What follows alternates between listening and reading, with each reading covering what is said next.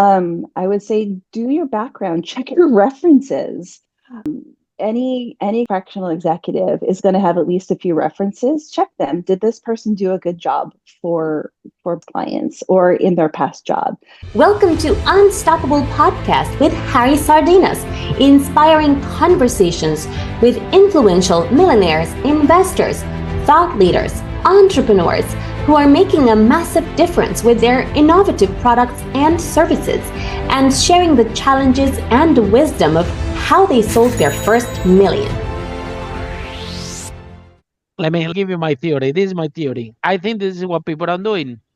They go to social media and they find someone to do the marketing for them that have a Lamborghini, that have a shiny house, that have a Rolls Royce, and they don't know what they're talking about. So they go and they buy a program there, they buy a package there, and they get very little value.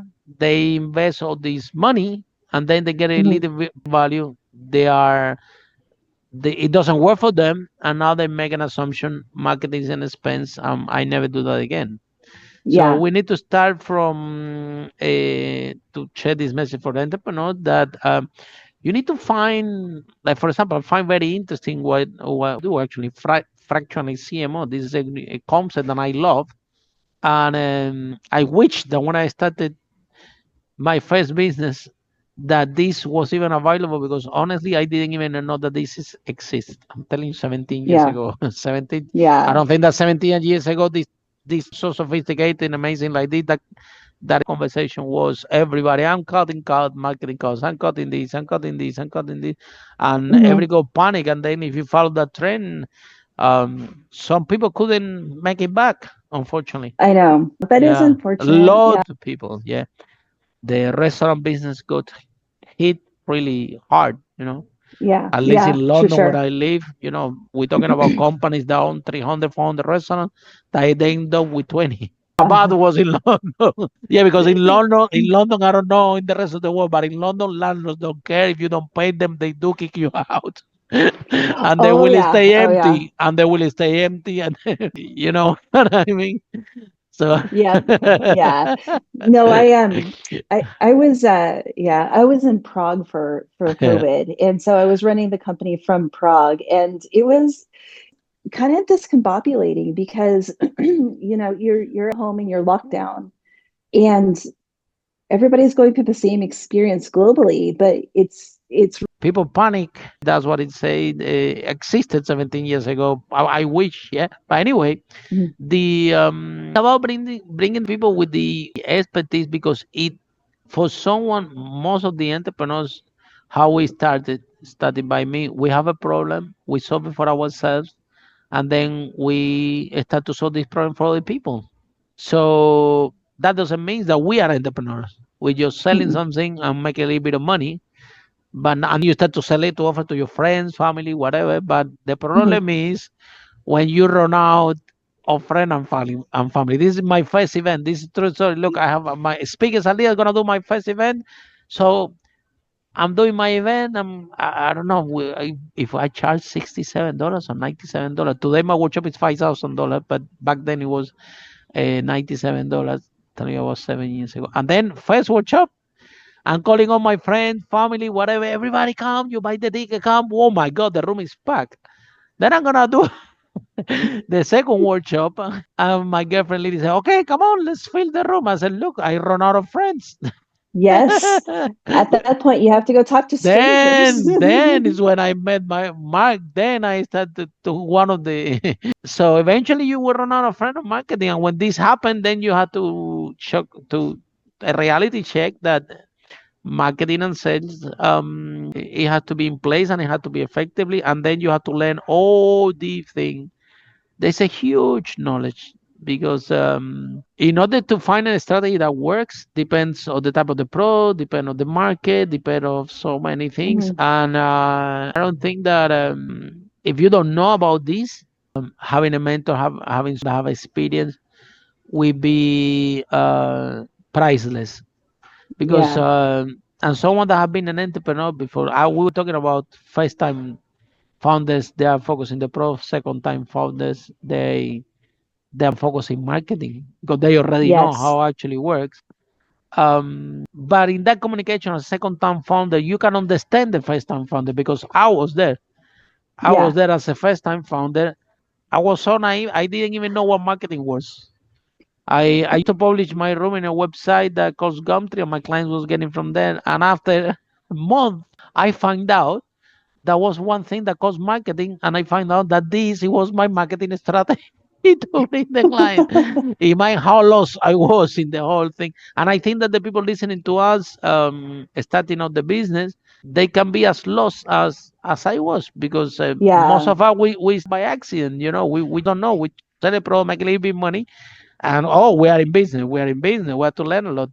So, um, in your point of view, what can we share effectively, or what kind of examples or of your life experience, so we can articulate better in this interview that number one, marketing is an investment, is never a cost, Mhm. and probably will be easy, Bethany, if you can share with us what are the 5 steps that entrepreneurs, startup founders should be doing in order to hire the right fractional CMO for the business. Mhm.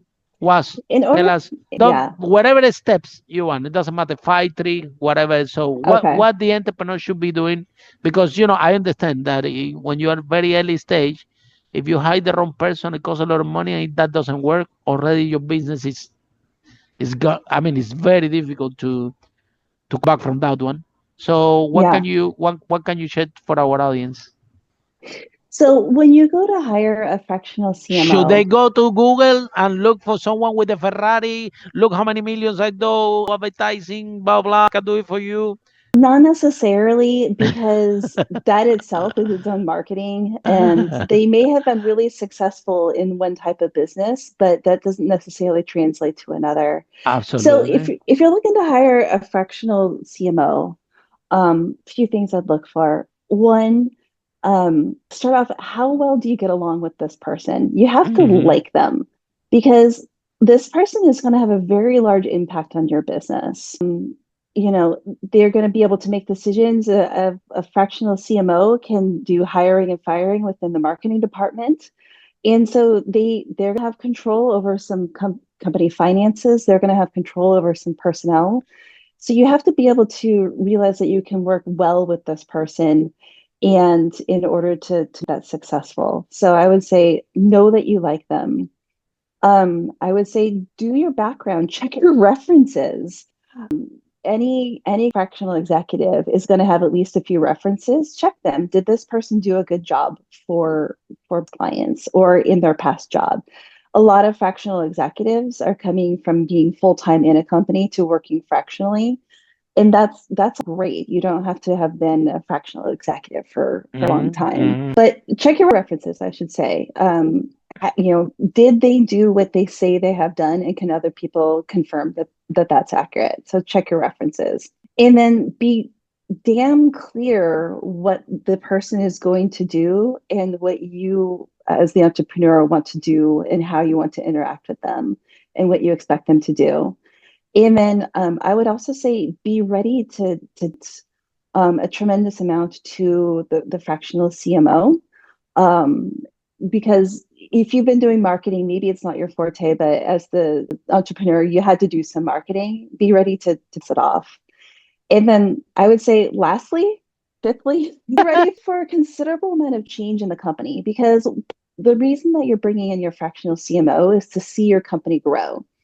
And if this individual is successful, the company will grow. And so your systems are going to have to accommodate for the company to grow.